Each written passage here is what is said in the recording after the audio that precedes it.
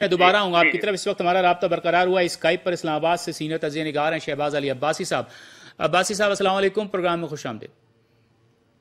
वालेकुम अस्सलाम जी, बहुत शुक्रिया जी। शहबाज साहब, बात हो रही है अफगानिस्तान से अमरीकी फ़ौज के इनखला की, और स्कॉट मिलर साहब जो वहाँ पर नेटो और अमरीकी फोर्सेस के कमांडर, उन्होंने कहा है कि हमने इनखला का आगाज़ आज से कर दिया है। आप क्या समझते हैं, क्या सिनारियो है अमरीका का? अमरीका वाकई अफगानिस्तान से निकलना चाहता है या नहीं, सिर्फ ये एक दिखावा है? बिस्मिल्लाहिर्रहमानिर्रहीम। देखिए, मैं अभी सुन रहा था, जो मुझसे पहले आपके प्रोग्राम में मौजूद मेहमान हैं वो भी अमेरिकी मईशत के एतबार से बात कर रहे थे।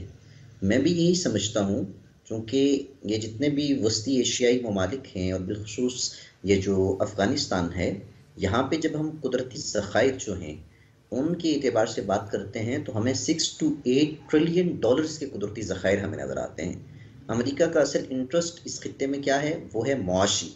अब दूसरी बात ये कि अमेरिका अभी जो बाइडेन इंतज़ामिया है या जो ट्रंप इंतज़ामिया ने पिछले साल फरवरी के अंदर 2020 में जो है मुआहदा किया था कि वो मई से पहले पहले जो है वो अपनी फ़ौजों को निकाल देगा, उसके अंदर कितना संजीदा है। अभी कुछ देर पहले आपने मीडिया रिपोर्ट्स देखी होंगी, बल्कि गुज़श्ता दिनों में शुजा नवाज साहब ने भी बड़ी खूबसूरत बात कही। वो ये कहते हैं कि अमेरिका जो इस वक्त बात ये कर रहा है कि वो खित्ते के अंदर से निकल रहा है और जितने भी इत्तेहादी फौजी हैं वो यहाँ से निकल जाएंगे। असल में अमेरिका यहाँ से निकलेगा तो उसका निकलना जो है वो 3 चीज़ों से मशरूत होगा।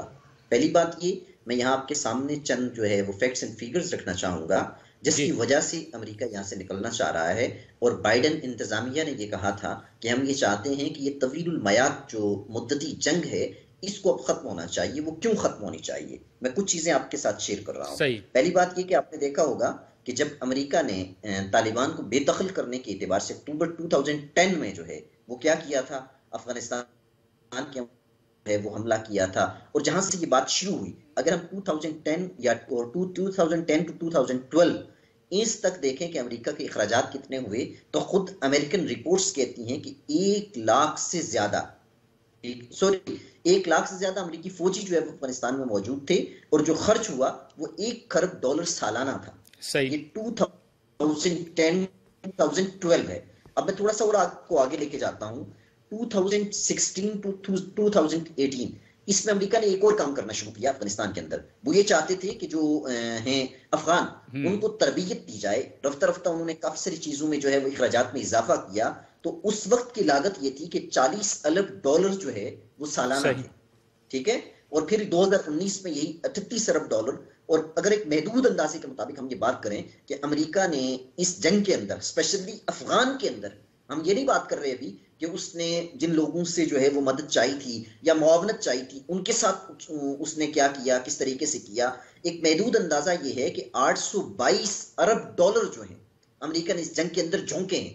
मगर एंड क्या है, एंड ये है कि अमेरिका फिर भी वहां से खाली हाथों वापस लौट रहा है।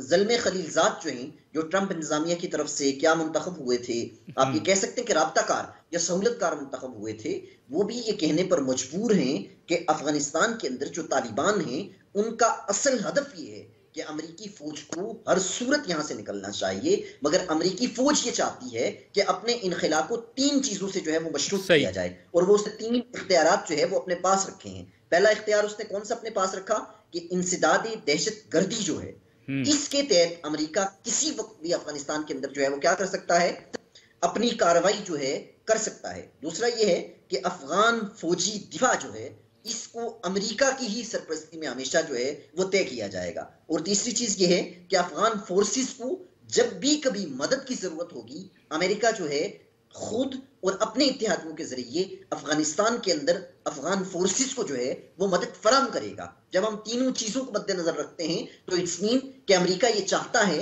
कि अपनी टैक्टिक्स के जरिए इस वक्त, चाहे आप ये कहें कि अशरफ गनी, अब्दुल्ला या तीसरा ग्रुप जो है इनके मुकाबले में जिन्होंने ऐलान किया था अपने सदर का बैतुल्ला मलिक, तालिबान ने, जिस किसी को भी आप देखें इनडायरेक्टली हम ये कहने में हक बजानिब हैं कि अमेरिका ये चाहता है कि अपने मफादात के तहफ़्फ़ुज़ के लिए मुस्बत तौर पर जो भी कदम उठाया जा सके वो इस खित्ते में लाजिमन उठाए।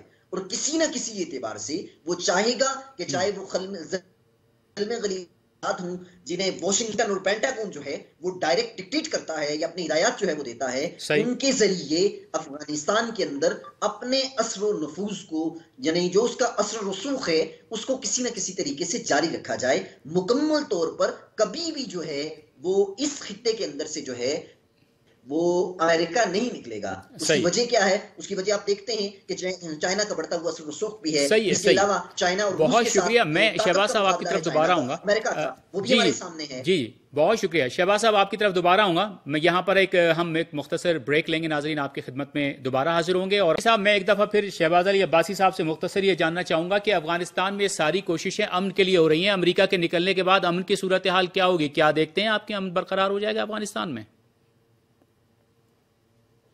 देखिए जी, ऐसा मुल्क जो एक तवील मुद्दत तक जंग की हालत में रहा हो, मेरा नहीं ख्याल कि अमेरिका अगर वहां से निकल भी जाए, मुकम्मल तौर पर निकल जाए, उसके इत्तेहादी भी, तो एकदम से जो है वो अफगानिस्तान के अंदर जो है वो अमन का जो अमल है वो आ जाएगा।